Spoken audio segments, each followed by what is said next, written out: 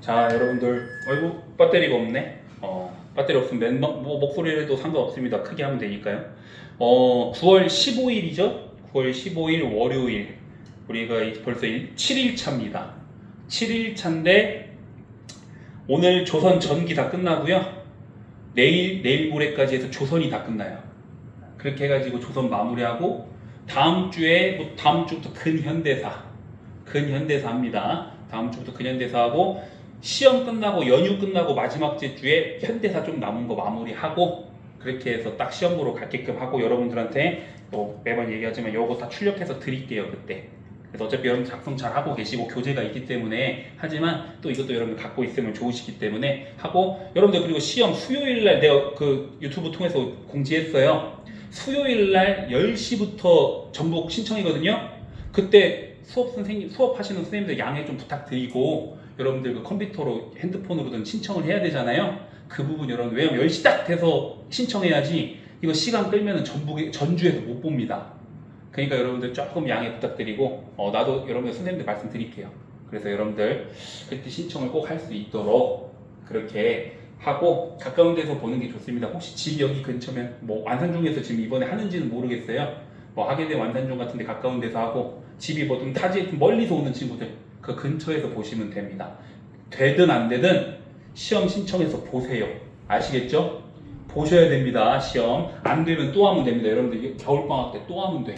걱정 말고 그때 하면 되니까 대신 시험 보셔야 돼요. 자, 그리고 여러분들 영상을 찍는 이유는 계속 내가 강조하지만 한 번 보라는 거 아니죠. 여러분들 이거 한 번 수업 듣고 다 이해하면 여러분 천재예요. 여기 공부할 필요가 없어요. 저 영재고등학교 가서 공부해야지. 선생님도 마찬가지고 여러분들도 마찬가지고 우리는 열심히 해야죠. 특히나 우리 역사 공부, 한국사라는 거. 내가 본 수업 때 이런 얘기 안 하지만 암기 과목 맞습니다. 여러분들 암기해야 돼요. 암기해야 풀 수 있어요. 그러면 한 번 보면 암기할 수 있어요? 나도요. 선생님도 까먹어요. 선생님도 잊어먹습니다. 계속 반복학습할 수밖에 없는 것 같아요. 대신 흐름을 잡으세요. 스토리를 잡고 그 안에서 암기가 이루어져야 훨씬 더 쉽게 여러분들 이해하면서 암기할 수 있는 겁니다. 아시겠죠?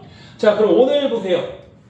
외교입니다. 근데 조선 전기의 외교죠. 그럼 조선 후기의 외교도 있겠죠. 일단 우리 조선 전기의 외교를 한번 싹 다 정리할 건데요. 일단 큰 틀에서 보면 우리 아마 수업 때 다 했어요. 본 수업 때 아마 여러분들이 지금 뭐 다 잊어먹었어도 대충 흐름은 알 거예요.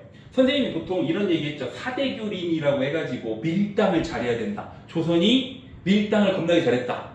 그래서 명나라는 사대하고 여진과 일본은 때리고 만져주고 하면서 이런 사대교린 원칙으로 길들이기 시작하면서 조선 전기의 외교 원칙을 4글자로 딱 요약한다면 사대교린입니다. 이런 원칙이 쭉 유지되다가 결국에는 일본이 한 땅 치죠. 임진왜란 일어나고, 그래서 전쟁 우리나라 한번 크게 일어나고, 그 이후에 호란, 정묘라가 병자론으로 이제 후금, 청나라가 쳐들어와서 우리나라, 결국에는 이 조선이라는 나라가 유럽에 한 번, 2번 크게 어떻게 보면은 외란, 일본의 침입, 그 다음에 호란, 그 다음에 저쪽 청나라, 만주족의 침입, 이러면서 이런 어려움이 2번 있었다는 거예요. 그런데 이 양난을 우리가 중심으로 해서 조선 전기와 후기로 구분할 수 있다고 했죠. 그래서 오늘 이 조선 전기의 외교 한번 선생님 키워드 중심으로 싹 다 생각나는 거 적어봤습니다. 같이 한번 해보도록 합시다. 아시겠죠? 자, 여기 있는 거. 자, 보세요. 초기에 조선 전기의 4대 교림. 4대. 임금님을 모신다는 거 아니야. 당시 어느 나라를 모셔? 명나라를 모셔. 근데 모시는 조건이 있어. 우리가 모시면 그냥 모시는 게 아니야. 그럼 명나라가 우리를 도와주고 선진 문물도 주고 정치적으로 보호도 해주고 그만큼 실리가 있기 때문에 명나라한테 사대하는 조건이 그만큼 우리한테도 많이 이득이 됩니다. 그렇기 때문에 우리가 사대를 하는 거예요. 아시겠죠? 실리, 이익이 되기 때문이죠. 자, 그리고 나서 일본 같은 경우, 여진 같은 경우에는 교린, 이웃과도 친하게 지낸다. 그게 교린이라는 뜻인데 선생님이 이때 본 수업 때 설명한 거예요. 때리고 만져주면서 길들인다고. 우리 연애도 밀당한다는 그런 말 있잖아. 그런 것처럼 첫 번째 일본 보세요. 우리 저번 시간 세종대왕이 군사적으로도 업적이 있었어. 쓰시마, 지금의 대마도죠. 외구의 소굴이었던 쓰시마를 정벌해 이종무 장군이 정벌해서 대마도 정벌했죠. 쓰시마섬 정벌했죠. 그런데 외구가 거기 박멸된단 말이야. 거의 그때 외구의 본진이 털리니까. 자, 그런데 이렇게 공격만 해가지고는 일본을 잡을 수가 없습니다. 회유책도 줘야 된단 말이야. 그래서 쓰시마를 정벌했지만 이 왜구들의 너무나도 큰 불만도 또 어느 정도는 우리가 헤아려 줘야 되기 때문에 삼포를 개항합니다. 이런 거 외울 필요 없어요. 세 개의 항구인데 부산포, 제포, 영포 해가지고 지금의 경상남도 지역에 있는 세 개의 항구, 삼포를 개항하거든요. 니네 쓰시마 섬에서 계속 근거지로 해가지고 외구, 즉 해적 활동 그만하고 공식적으로 부산포, 제포, 영포에 와가지고 니네 우리랑 같이 무역을 하면 된다. 그래서 세 개의 항구를 열어줘요. 그게 바로 삼포를 개항한 겁니다. 그리고 일본 애들이 그럼 세 개의 항구로 오겠죠. 그럼 여기서도 기준을 잡습니다. 개해약조라는 조약을 일본과 맺게 되는데요. 이 내용은 뭐냐면요. 이 삼포에 일본 애들이 오잖아요. 배가 딱 50척만 올 수 있고 50척 미만만 올 수 있고 50척이 오면 쌀을 200석만 딱 주기로 합니다. 이런 거 외울 필요 없어요. 그냥 개해약조, 개해약조 해가지고 니네 삼포로 거래를 하러 오면 배는 딱 50척만 와. 그러면 우리가 쌀을 200석을 줄게. 이렇게 제약을 둔 겁니다. 그래서 쓰시마 정벌을 했지만 항구 열어주고 개해약조를 통해서 거래할 수 있도록 일본을 열어준 거예요. 때리고 만져주죠. 이게 하나의 교린 정책이고요. 자, 그 다음에 여진도 보세요. 우리 저번 시간에 사군 육진 개척한다고 세종대왕이 또 북쪽으로 올라가서 여기 보면은 김종서 장군과 장군이라고 볼 수 있고 이 사람도 문신이기도 한데 김종서와 최윤덕을 통해서 결국에는 북쪽으로 진격을 하잖아. 그래서 지금의 국경선이 만들어진 거예요. 저번 시간에 선생님이 지도 보여줬죠. 이 사군 육진을 개척했지만 또 여진 불만을 또 어느 정도 잠재워줘야 되잖아요. 그래서 여기 보시면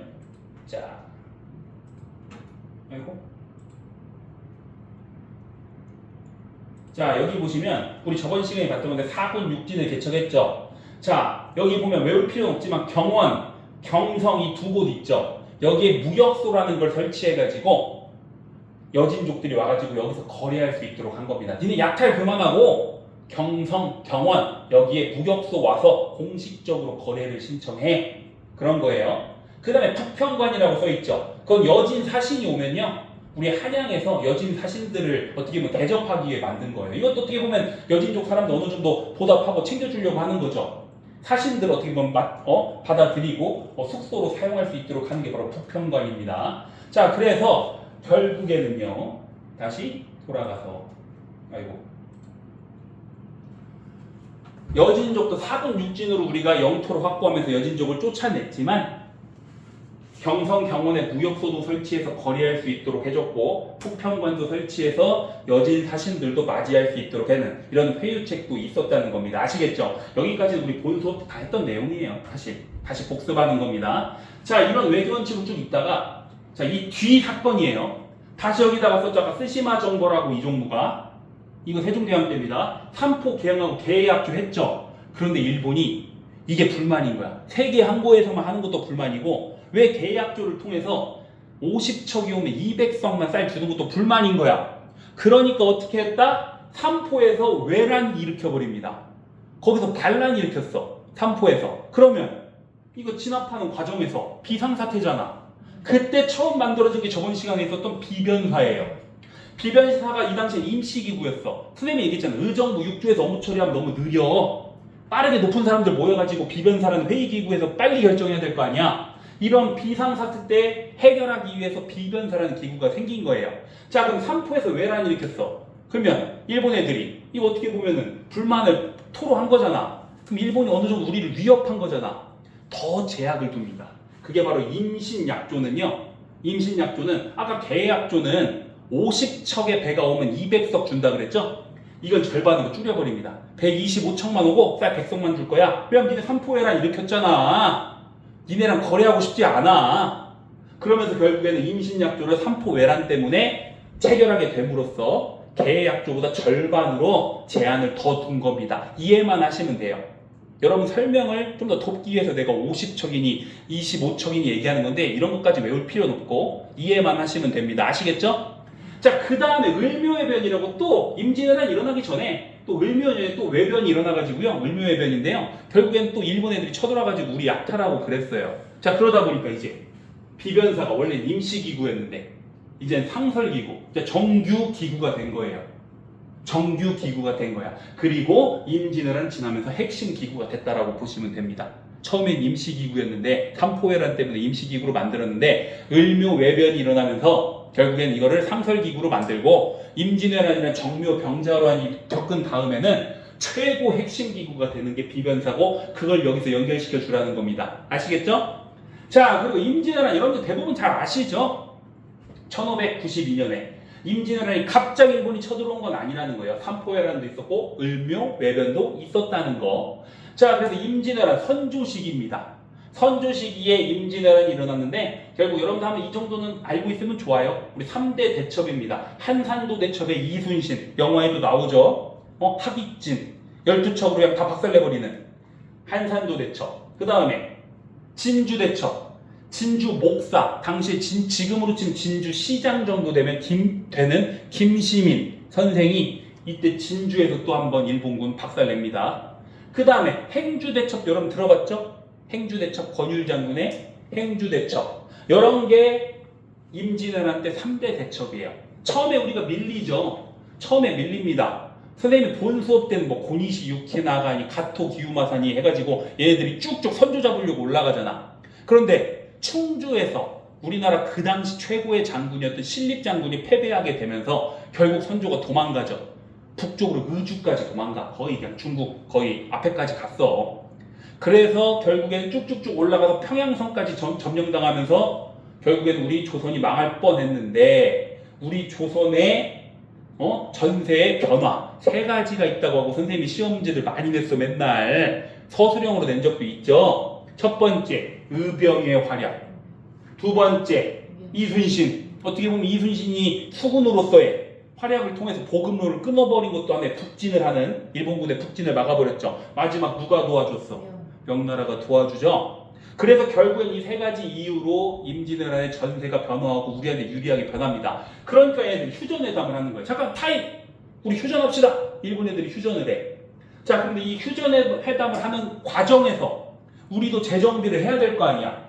그래서 기존에 있던 중앙군 그걸 대신해서 훈련도감이라고 하는 여러분들 훈련도감이라고 하는 중앙군을 만듭니다. 이거는 포수, 총 쏜 우리도 조총부대를 만든 거야. 근데 총이 한 번 쏘면 이거 한 몇 초 닦아야 돼. 한 30초 닦아야 돼. 닦을 동안 우리 죽으면 안 되잖아. 앞에 창병이 있어. 못 들어오게. 그게 살수.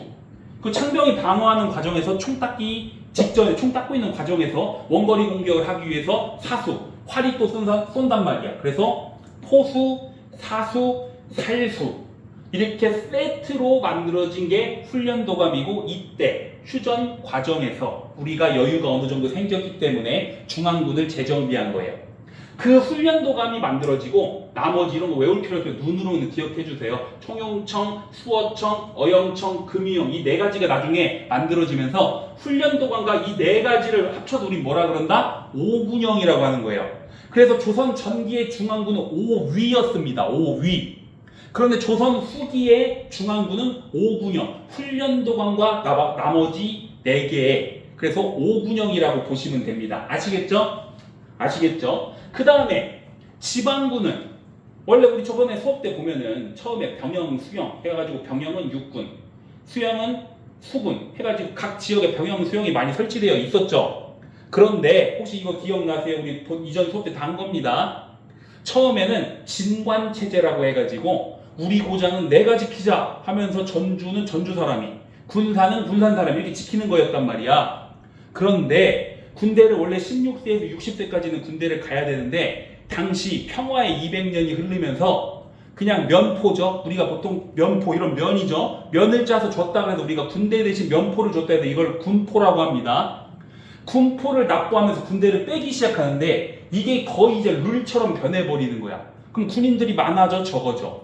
적어지죠. 그러니까 내 고장은 내가 지킬 수가 없는 거예요. 군인이 없어서. 그래서 싸그리 모아. 그게 바로 재승방략체제라고 했어요. 재승방략체제는 싸그리 모읍니다. 왜냐면 병력이 없으니까. 다 군포 내고 빠졌으니까. 대승방량. 자, 그런데 임진왜란때 결국에도 군인이 없으니까 우리가 그냥 완전히 밀려버리죠. 완전히 밀려버리죠. 그래서 이 휴전회담이 있는 과정, 그리고 조선 후기의 지방군은 속오군입니다. 속오군인데 다시 싸그리 모아야 될 거 아니야. 싸그리 모아야 되니까 양인뿐만 아니라 누구도 모았어. 천민까지도 모은 거예요. 원래 천민은 군대, 노비는 군대 가 안 가. 원래 물건이니까 군대를 안 간단 말이야. 그런데 병력이 없으니까 이제 싸그리 모아야 될 거 아니야. 그래서 이제 양인뿐만 아니라 천민까지 다 싸그러 모은 거야. 그게 바로 속오군입니다. 그래서 결국에는 이전에 조선 전기의 중앙군 오이제, 지방군은 병영, 수영이었다. 나중에 진관체진이 재승방략체진 이렇게 했다가 나중에 조선 후기에는 오군영이 중앙군, 지방군은 속오군. 근데 속오군은 양천 혼성군이다 라고 기억해주면 되는데 또 조선 후기 되면요, 양반은 공부한다고 빠지고 농민들은 또 면포내고 빠지고 그러다 보니까 나중에 속오군이 이후에는 천민만 많아. 천예군화가 되는 상황이 벌어지긴 하지만 어찌됐건 여러분들이 이렇게 구분해 주시면 돼요. 아시겠죠 여러분들? 이거 조선 전기 후기의 중앙군, 지방군을 내가 지금 정리한 겁니다. 자, 그럼 어찌됐건 휴전회담 있는 과정에서 이렇게 군대를 재정비한 거예요. 그런데 휴전회담이 결렬되죠. 그래서 우리가 보통 임진왜란에 포함시키지만 따로 구분한다면 1597년에 정유년에 다시 제자입니다. 다시 전쟁이 일어났다 해서 정유재란이에요. 이때 대표 전투가 명량대첩, 그리고 이순신 장군이 어떻게 보면 전사하시는 노량해전, 이런 것들이 있는 겁니다. 여기까지가 임진왜란이에요. 내가 설명은 많이 하고 사실 군사제도를 많이 설명했지만 별거 없습니다 여러분들. 아시겠죠? 자, 그럼 임진왜란이 끝나버렸어. 선조가 결국에는 그 세자로서 임진왜란의 영웅이었던 광해군을 세자로 책봉을 했고 결국 선조가 죽고 나서 광해군이 왕이 됩니다. 자, 광해군이 왕이 됐는데 이 광해군은요, 이 당시에 우리가 또 당시 국외 정세를 보면 지금 중국은 난리가 났어요. 명나라가 우리 조선을 도와줬습니다. 그런데 이 전쟁에 참여한 여파 플러스 이 당시 명나라 말기에 막 농민 반란이 엄청나게 많이 일어나요. 그러다 보니까 결국엔 어떻게 됐냐? 후금, 당시 여진족, 만주에 있던 여진족들이 명나라의 통제를 받고 있었는데 이들이 독립해버립니다. 여진족이 만주족이랑 똑같은 겁니다. 그래서 결국에는 후금을 세우게 돼서 명나라랑 이제 후금이랑 전쟁을 하는 상황이에요. 그런데 갑자기 명나라가 조선한테 야, 니네 조선 우리 임진왜란 때 우리가 도와줬으니까 너희도 의리상 도와줘야 되는 거 아니야? 근데 우리가 거절하기 쉽지 않죠.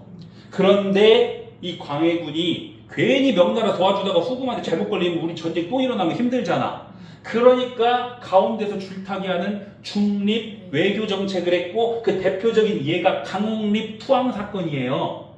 강옥립을 불러서 야, 니네 지금 그 명나라가 도와주라고 했으니까 병력을 이끌고 가다가 후금을 만나면 어떻게? 싸우지 말고 항복해버려. 근데 강옥립이 진짜 가다가 누굴 만나? 후금 만납니다.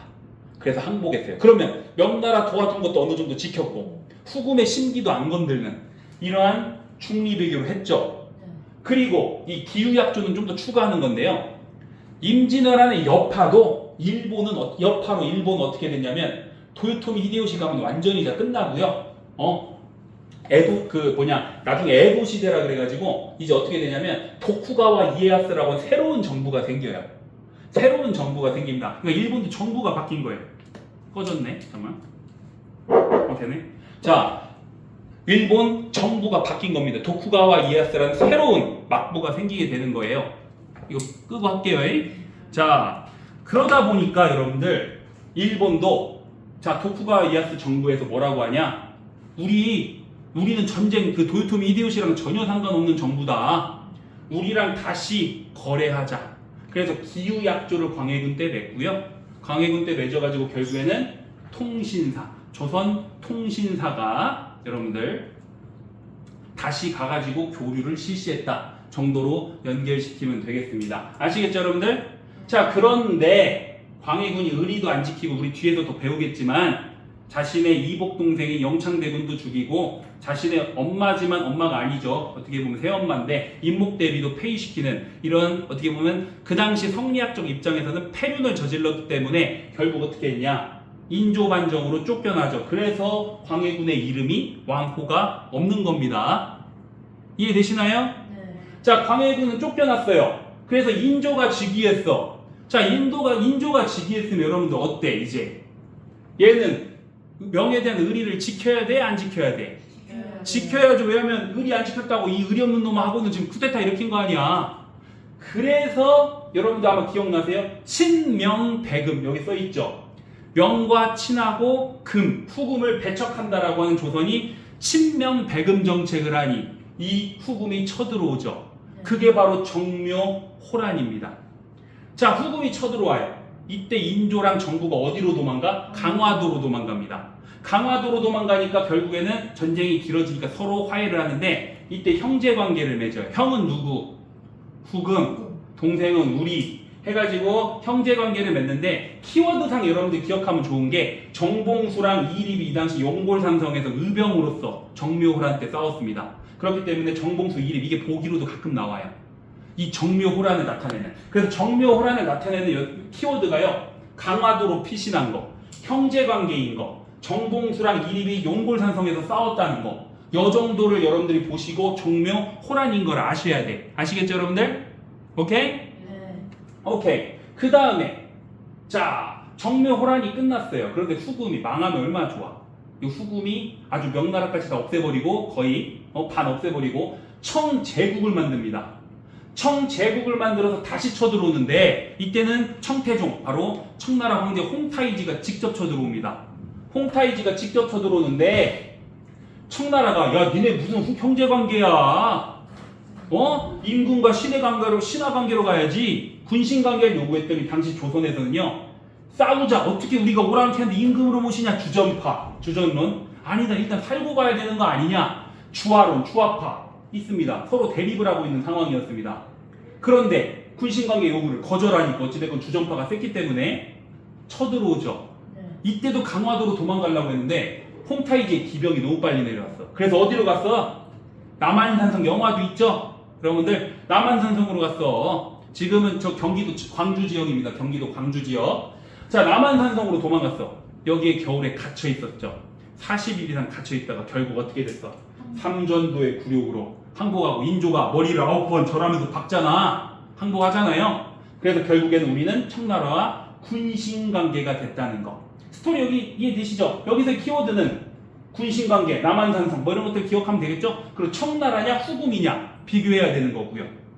자, 그래서 결국 여기서도 키워드가 있습니다. 임경업 장군이 백마산성에서 또 싸우거든요. 보통 임경업 장군이 나오면 병자호란이고요. 정봉수 이립 장군이 나오면 정묘호란이라고 보시면 돼요. 구분하는 키워드로서 우리가 문제 푸는데 좀 이따 보시면 됩니다. 아시겠죠? 이 두 개로 구분할 수 있어. 그래서 선생님이 조선 전기 외교를 한번 정리해봤는데 조선 전기의 외교는 4대 교린. 누구를 4대했어? 명나라 실리를 얻기 때문에 교린, 일본도 때리고 만져주고 여진도 때리고 만져주고 한 거야. 그리고 나서 결국에는 삼포회란으로 비변사 연결시킬 수 있고요. 을묘해변으로 비변사가 상설기구가 된 것도 연결시킬 수 있죠. 그런 상태에서 임진왜란이 와서 처음에 우리가 엄청나게 밀렸는데 세 가지의 요소로 결국엔 우리가 전세의 변화를 가져오게 됐고요. 휴전회담이 일어나는 과정에서 중앙군 훈련도감, 나중에 5군형이 되는 훈련도감, 그 다음에 지방군, 소호군 다 싸그리 모아야 되니까 양천, 혼성군이죠.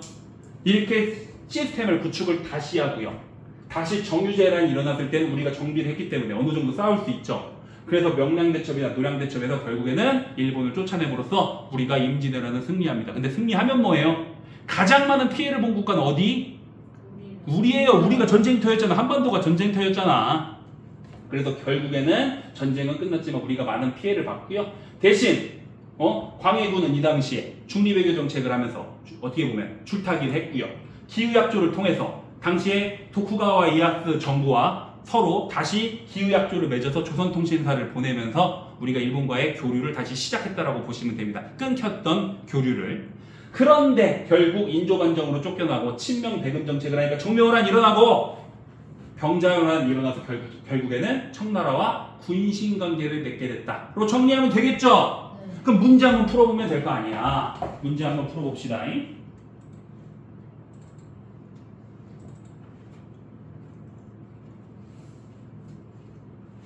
자, 문제를 보도록 합시다. 여러분들 문제를 한번 보도록 해요. 자, 가 전쟁 중에 있었던 사실로 옳은 거. 가 전쟁 뭘까? 뭐 답은 여러분들 한번 보세요. 여기서 좀 더 추가해야 될 거 선생님이 얘기할게요. 징비록, 유성룡의 징비록 이런 게 임진왜란과 다 관련된 겁니다. 유성룡이 징비록이라는 또 책도 써가지고요. 어떻게 보면은 뭐 나중에 그 우리 임진왜란에 대한 여러 문제점들, 당시에 우리 군사적으로 어떻게 잘못됐는지 이런 것들을 파악하고 나중에 이거를 극복하기 위해서 기록해 놓은 거예요. 징비록 뭐 이런 것들도 임진왜란과 관련 있는 거고요. 여기 보면요. 전산 700여 명의 유해를 모신 곳입니다. 이거 조헌 장군, 의병 조헌도 하나 추가만 해주세요. 여러분들 징비록, 조헌, 그 다음에 동네가 부산이잖아. 이런 것들 보면 이게 뭔 줄 알아야 된다. 임진왜란인지 여러분들이 추측하셔야 됩니다. 여기다 좀 더 여러분들 이해가 안 가시면 추가하시면 돼요. 오케이? 그럼 임진왜란이라고 생각하고 한번 보세요. 답 몇 번? 4번. 김시민, 진주성. 이해되시죠? 이해되시죠? 문제 별로 어렵진 않았습니다. 그 다음에 자, 밑줄은 이 부대에 대한 설명으로 옳은 것. 전시된 그림은 이 부대의 분영인 북일령과 활터의 풍경을 묘사한 김홍도의 작품입니다. 임진왜란 중 유성룡의 건의로 편성된 이 부대. 이거 뭐 같아? 아까 재정비하는 과정에서 뭐야 이거? 훈련도감이에요. 훈련도감. 이게 훈련도감이라고. 임진왜란 때 만들어진 거 하면 훈련도감으로 가면 돼요. 여러분들. 자, 그러면 답은 몇 번? 4번. 포수, 살수, 사수. 아까 이게 삼수병이 묶여서 훈련도감이고 나중에 4개의 영이 생기면서 총 우리는 조선 후기의 중앙군 5군영으로 연결시키면 됩니다. 아시겠죠? 자, 그 다음에 밑줄 근 전란 중에 있었던 사실로 옳은 것은 이 책은 조선시대 문신 한명이 작성한 강도일기이다. 전란을 피해 복림대군과 임평대군 등이 강화도로 이동할 때 당시 경기좌도 수훈판관이었던 저자가 왕실을 보호하여 강화 앞바다를 건너게 한 과정을 기록하고 있다. 당시 궁안과 세조는 강화로 가는 길이 막혀 남한산성으로 갔다. 이 남한산성으로 간 전쟁은 뭐예요? 병자호란이죠. 그럼 답 몇 번? 4번. 아까 임경업의 백마산성 아까 얘기했죠? 정봉수 이립장군이 나오면은 정묘로 가고. 이해되시죠? 이 정도만 알아도 문제 푸는데 지장 없잖아. 이 정도만 알아도. 자, 잠깐 끊고 다시 수업 진행하도록 하겠습니다.